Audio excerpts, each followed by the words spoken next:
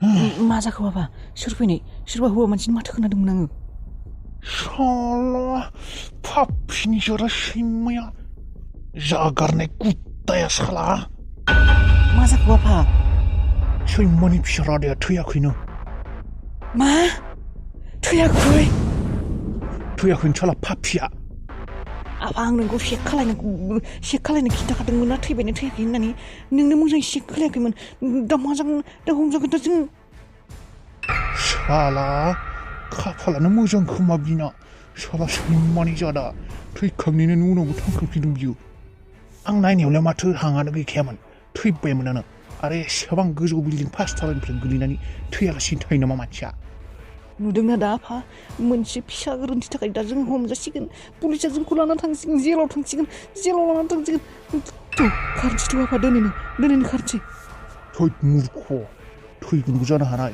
Emergency कन्डिसनाव दं होननानै बुंदों जेनथेन हाङाल' दङ थैयाबा मायबा मोनसे राहा खालायबावनांगोन नोंलाय माथो बुंदोंमोन इसोराबो बासायनो हाया होननानै दा मानो बासिफिनखो बियो मानो थैयासै बियो नोंनो साला नोंनि थाखायनो थैयासै बियो गोलैनायनि उनाव मोजाङै खेबसे चेक खालायफिननायब्ला बेबायदि समा नुजोबफैनाय नङामोन मालाबानो थैसिगौमोन बियो नों आंखौसो बुंबाय दं नोंबो नायदोंमोन माथो आं नायदोंमोन आं नायनायाव हां लायाखैमोनथ' बियो होनब्ला आं नायनायावबो हां लायाखैमोन बियो थैबायमोनानो माबायदि बियो बिनि हाङा माबायदि फैफिनखोथाय सोरा होफिनखो बिनो हांखौ र' साला गाबोन हस्पिटालाव थांगोन आं दिनै सानसेखौ थादो बेयावनो नङाबा मानसिफोरा शक जागोन रितुआ बेयाव थालांनो होदोंना जोंखौ गथ'खौ नायनो गालांदों जों उनाव सानैबो थांबोला शक जागोन अबे हस्पिटालाव लांदों सिटि हस्पिटाल जों बिराद गिदिर गोरोन्थि मावबायलै जों बिनि थैनायनि सहखौ बेयाव दोननाङामोन नों अबेबा हाग्राफोराव दैमाफोराव गारना फैनांगौमोन नोंनो सोर मोनथिगौ बेबायदि जागोन होननानै एसेबां गोजौ बिल्डिंनिफ्राय गोग्लैनानैबो थैनाय नङा होननानै सोर मोनथिगौ आरो थैबायमोनानो ना बियो थांखांफिनदोंसो दा जों मा खालामनांगौ जेबो नङा सम दं गाबोन हस्पिटालाव थांगोन लान्थाखौ फन खालाय खामानि दङ लान्थाखौ फन खालाय माबोरै थै साला मोजां बानायनाय प्लेनिंआव गासिबो चपट जाजोब्बाय एसेबां मोजाङै प्लेनिंखौ बानायबाय साला क्लियार जाबाय होननानै सानबाय सालाया सैमाया बासिफिनदों बियो आफा थाङा थांफ्लाङा बे जुदि थांखांफिनो मोजां जाफिनो मा जागोन बेथ' जोंफोरनि महरखौ नुदोंलै बिल्डिंनिफ्राय नारना हरनायाव मा जागोन आफा जों जेलावसो थांनांसिगोन आफा माबा मोनसे खालामथारनांगोन बेखौ बासिनो थानो होनो हानाय नङा आफा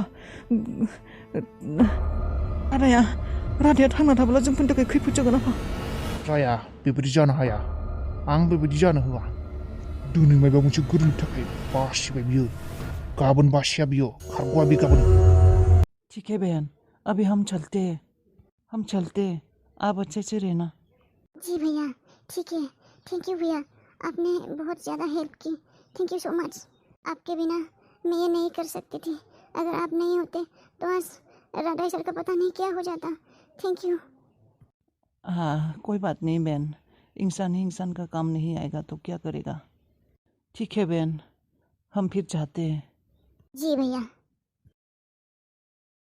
पता नहीं सर का क्या होगा मुझे तो बहुत डर लग रहा है रितु मैम भी अभी तक नहीं पहुंचा संजीव तो बोल रहा था वो लोग आ रहे पता नहीं कब पहुंचेंगे क्या करें मैंने डॉक्टर से भी झूठ बोला कि मैं उसका गार्जियन हूँ मैम जल्दी से आ जाए तो अच्छा होता पता नहीं कब पहुंचेंगे रितु मैम अरे मैम अब आ गए कहाँ है मेरा हस्बैंड मैम बैलाई रोजिया रोजी कहाँ हो तुम कहाँ है मेरा हस्बैंड कहाँ है रोजी सब अच्छा है ना मैम कहाँ है रोजी कहाँ है सब वो अच्छा है ना वो ठीक है ना वो कुछ बात तो नहीं है ना उसे वो ठीक है ना डॉक्टर डॉक्टर मैम आप थोड़ा धीरे देखिए मैम अभी सर आईसीयू में है इमरजेंसी बोल रहे हैं डॉक्टर ने बहुत ज्यादा खून बह गया क्या वो ठीक तो है ना? वो ठीक हो जाएगी ना रोजी? डॉक्टर ने क्या बोला? डॉक्टर ने क्या बोला? 손님, 당나 코보나라니 डॉक्टर उसने पहले मुझे दुखना गया मैं मालूम 당나 नानी फिर संना फिर रो बाजिरो आं नार्सनाव सोंना फैनो र' माबोरै जानो मोनखो बेफोर माबायदि एक्सिडेन्ट जालाबायखो भगवान आंनि रादायखौ बासाय भगवान रोजी कैसे हुआ था एक्सीडेंट? क्या तुमने देखा था?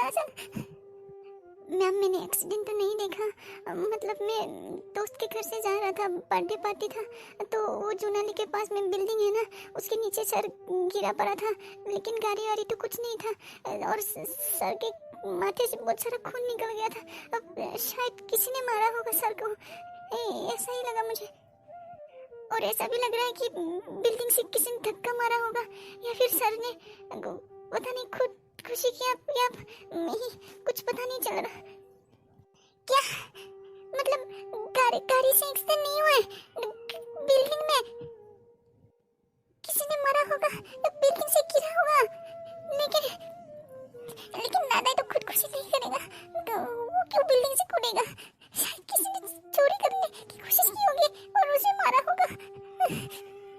पता नहीं मैम, अब तो सर को ही पता होगा क्या हुआ था। अब पता नहीं किसने इस तरह से मारा होगा मेरे हस्बैंड को। पाप लगेगा उन लोगों को, मेरे हस्बैंड के साथ ऐसा किया। हाँ मैम, आप पुलिस कंप्लेन कर दो। हाँ बाजै मोजांखौ मोजाङै दंना रादाया? बारा सिरियास नङा ना? बारा सिरियासथ' नङा? माथो होनो हादोंना? बाजै नार्सआथ' बुंदों कन्डिसना सिरियासथार होननानै, जेनथेन हांखौल' लागासिनो होननानै बुंदों।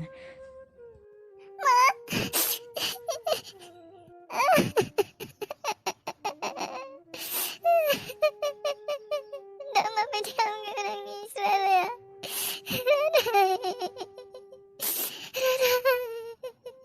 सन्जिबा माथो हस्पिटाल सहैबा फन खालामगोन होननानै बुंदोंमोन, दाबो सहैयाखै नामा बियो? फन खालामनो र' आंनो।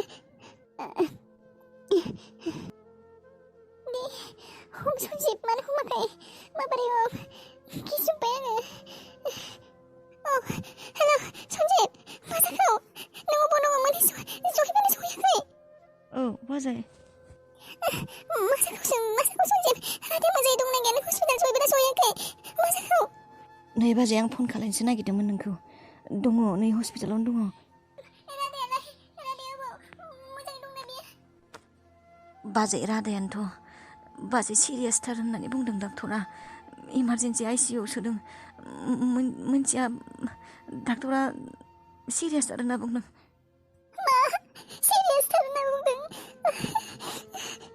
दा मानसिया माथो होनो हादोंना हायाखै? हुस दंना गैया बियो? गैया बाजै, हुसानोथ' गैया।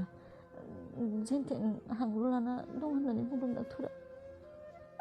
मा जाखो बेफोरो? सन्जिब, सिटि हस्पिटालाव दंना नोंसोरो? जोंफोर दा माबोरै थांनो? गारिबो गैया, बे हर गेजेराव अबाव गारि मोननो? नों लांफैनो जोंफोरखौ माबोरै? थांनो जोंफोरो माबोरै फैनो सन्जिब? फैनायाथ' फैनांगौमोन, मानसिया अबस्थाया गाज्रिथार।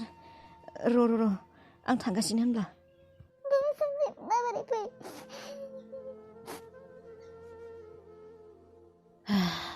रादायनि दिनै बे अबस्थायाव सानैबो हिन्जावा हस्पिटालावनो लोगो मोनलायलायसिगोन। उफाय गैला दे आरो। दे सानैबो लोगो मोनलायथोंसै दे आरो बेयावनो ज'नो। नाथाय लोगो मोननाय जायगाया एसे गाज्रि जाबाय आरो, हस्पिटालसो जासिगोन, बेबो हौवानि गाज्रि अबस्थायाव। आफासिब, आंनि खाफालनि सिन्दुरखौ रैखा खालाय आफा। आंनि खाफालनि सिन्दुरखौ रैखा खालाय आफा। रादायखौ मोजाङै लाखि आफा। आफासिब, आफासिब, आं नोंखौ उन्दैनिफ्रायनो फुजिबोदों आफा। दाबो फुजिबाय थायो, देनांबो फुजिबाय थागोन आफा। आं नोंनाव आंनि हौवानि जिउखौ भिख मागिरो आफा। आंनि हौवानि जिउखौ मोजाङै लाखि आफा। आं आंनि हौवानि जिउखौ रैखा खालायाबा राधानि जिउखौ रैखा खालाय बे इमारजेन्सि जानानै दं होननानै बुंदों राधाया इमारजेन्सि जानानै दं होननानै बुंदों आफा मोजाङै लाखि आफा सिम आंनि सिन्दुरखौ रैखा खालाय आफा राधानि जिउखौ रैखा खालाय आफा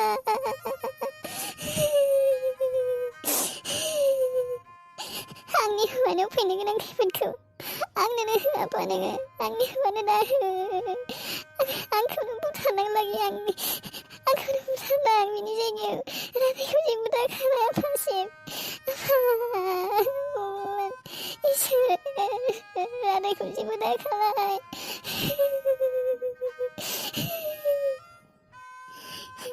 बाबासिम आफा इसोर आं उन्दैनिफ्रायनो नोंखौ सिबिबोगासिनो नोंनाव दिनैसिम जेबो बियाखै आङो नाथाय दिनै बिदों आङो आंनि हौवानि जिउखौ मोजाङै मोजाङै लाखि आफा आंनो आरो जेबो नांला आफा राधाखौ जेबो दाजाहो इसोर राधाखौ जेबो दाजाहो